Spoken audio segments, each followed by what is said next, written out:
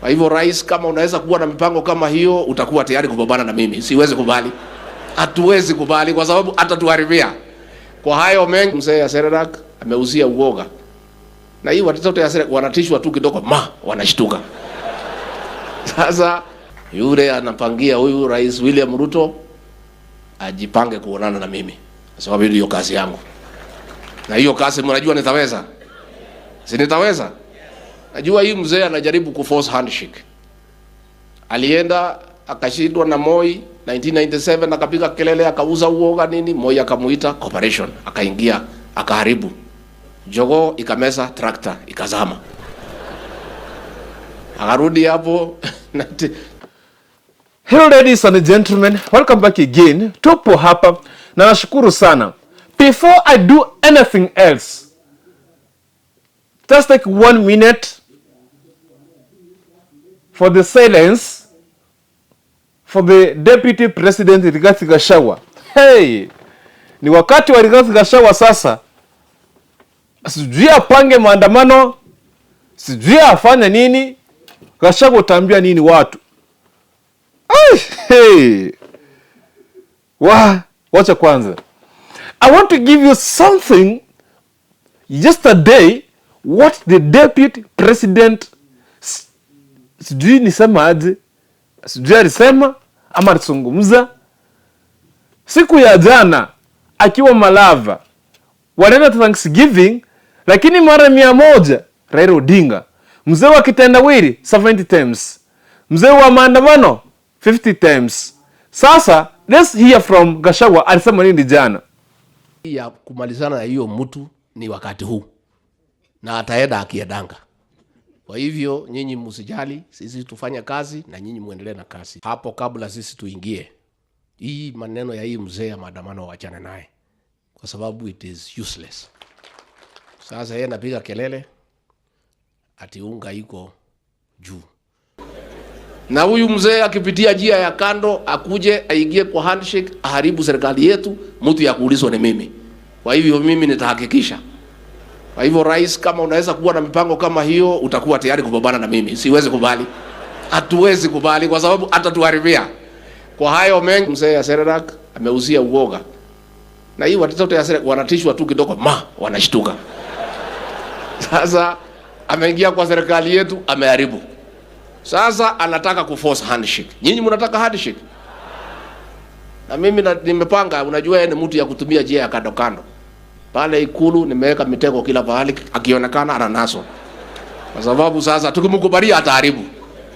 Na huyu mzee akipitia njia ya kando akuje aingie kwa handshake aharibu serikali yetu, mtu ya kuulizwa ni mimi. And the final today, of course kesho hakuna maandamano. Kwa sababu gani? Leo Ruto hakwenda kanisani. Kwa sababu gani? Alikuwa anatafuta mzee. Tafadhali usituletee math of maandamano. Usituletee mama wa maandamano, mama ambaye amezaa maandamano. Tafadhali. Ndio manake, kwa sababu hii Kenya waza mpenda msipende, ile mambo ambayo Raila Odinga alikuwa ameweka mbele ni lazima mtayati na mtayafanya. Kwa sababu gani? Wale yule Martha Karua, yule Kalonzo Musyoka, yule Jeremiah Kioni, wale watu si watu wa kuenda handshake. Wametusiwa vibaya sana. Jana wametusi Kioni, kijana wa Marwa eti anabeba sufuria na mwiko. Alikuwa anabeba kwa sababu sasa imefika wakati wa Rigathi Gachagua kuzusha kiburi chake. Ile pride yote sasa, my friend, itaisha. Na sasa ni wakati mwafaka wa wanahabari na zile media ambao wamekuwa kiingilia kila mkutano kufanya kazi yake. Sasa ile kitu sasa iko, sisi tunakumulika wewe, unamulikwa wewe, ile kitu ambayo utakuwa unasema, ile sura yako vile utakuwa unaonekana, emotions zako, sisi tunachukua emotions, tunasema kwamba Rigathi Gachagua anakasirika vile Raila amekuja kuketi na Rais Ruto. I heard yesterday you had one command. Eti kama mnataka kuketi na Raila Odinga, eti lazima afanye nini? Eti lazima Raila Odinga astahafu kutoka kwa siasa. Lakini kwani sasa wewe Rigathi Gachagua ni nani unaambia Raila astahafu? Raila ambaye ako na wafuasi kukushinda wewe. Sasa imefika wakati wa kuswallow hiyo pride yako. It is the right moment for the Kenyans to celebrate this long term ambayo watu wamekuwa wakifanya maparaza wakisema kwamba Ruto must go, and by the way server lazima mfungue. That's one command. It is a strong command. Hiyo na si negotiation, hiyo hakuna subsidy mnaweka huko. Server ni lazima sifunguliwe. La sivyo we go back to methods of maandamano. Tuongeze siku moja zikuwe siku 3. Because of what?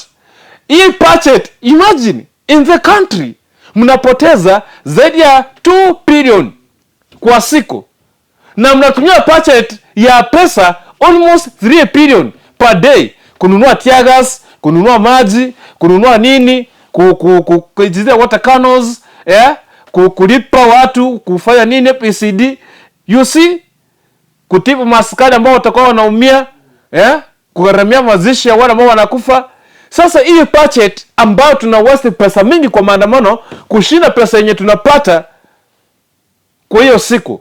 For example, tupoteza 2 billion ambazo Gachagua alisema kwamba zinapotea kwa maandamano.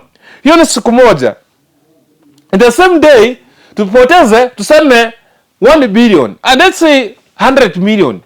Because of what? Mtanunua tear gas, kwa sababu maandamano ikikuwa lazima mnunue tear gas, lazima mnunuzie water cannons, lazima mfuere hizo magari, lazima maaskari watoka hapo kunywa hata maji, lazima, it means a lot. You must spend a lot. Ndio manake President William Samoei Ruto ametulia akafikiria kama mwanaume akasema kwamba hii haitafanyika. Pesa ambayo tunapoteza ni mingi sana. Investors ambao anaenda nje kutafuta investors wanamwambia kwamba mzee, utulize hali kwanza kwako ndio tukuje kuweka biashara. Hatutakuja kuweka biashara kwa sababu tuweka biashara na kuna maandamano. Sasa kwa hivyo hatutaki watu wakuje kutuibia. There, go and control maandamano and itakuwa vizuri. To remind you one thing, when the president was in Germany last week, he said one thing when he was addressing Kenyans who live in that country. Aliwaambia hivi, very Kenyans, don't mind about maandamano or don't mind of what is happening in the country Kenya. I'm going to sort it out. Hiyo ni kitu kidogo, nitaenda nitashughulikia na tutamaliza hiyo maneno. Ndio manake ile promise alikuwa ameweka. Ndio hiyo kesho hakuna maandamano. Sasa kuketi wasungumze, lazima zile command. Raila Moro Odinga, ya kwanza tunakuomba tafadhali wafungue server.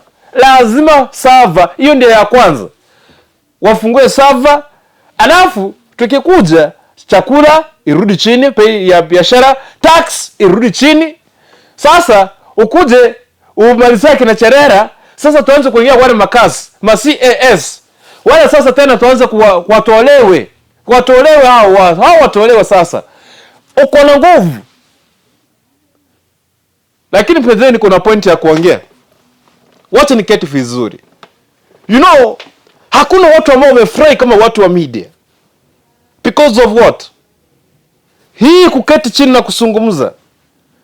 But the first question we ask, regarding Gachagua, ask the deputy president, what will you tell Kenyans? Umekuwa na kiburi, pride mingi sana. Mpaka unafika mahali unaambia waandishi wa habari, watu wa magazeti, hamtanifanyia kitu na kuna mwenye mtanipeleka. Sasa wacha tukuambie, imefika wakati wa sisi kufanya kazi kama kawaida. Hakuna mwenye tena, wengine watasungumza na wewe. Afadhali mimi nimeongea hapa, itakuwa imeisha. Lakini kwa wale wengine, wako na ile karatasi, wataandika. Wale wanaandika captions, wale ma-editor, wale wanaandika script, wataandika vizuri sana. So any moment, you must accept your mzee wa vitendawili. Mzee mmesema utaketi chini usungumze na yeye. Mzee, what can we do this? Sasa ati mimi ni mtoto wa Mau. Nikikumbuka kitu kingine, kuna mzee mwingine kutoka wapi?